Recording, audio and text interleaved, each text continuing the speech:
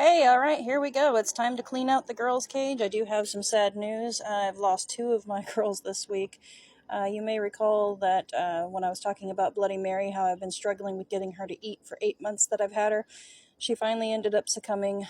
She just would not thrive, so I no longer have Bloody Mary, my blood red. And then Inky, my newest member, somehow escaped the enclosure. I can't figure out how. The lid was fully engaged, so I don't know where she went to. But this is Tess.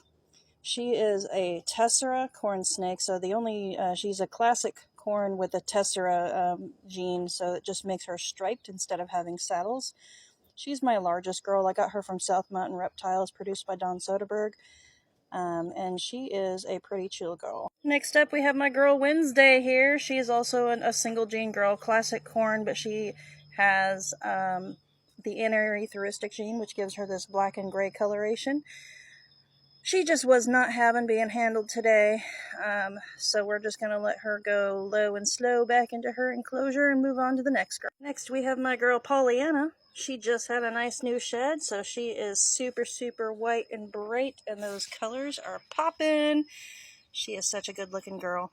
She just does not want to be held today, and with my fingers, I have a hard time trying to hold a camera and a snake. That's not cooperating. So she is my palmetto corn snake and possibly het for butter. So I'm hoping to breed her with Rock and maybe get some caramel palmettos.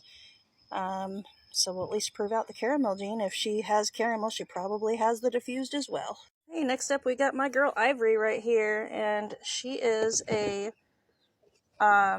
Motley Tessera Snow. She's a super sweet girl. I'm trying not to handle these guys too much because they just ate yesterday. I really don't want them to regurgitate. But I really needed to clean these cages out because we got poopies in here, and that stinks. So anyway, she is the sweet girl. She is slamming back those fuzzies. So I think if she keeps on her trajectory, I might be able to breed her next year.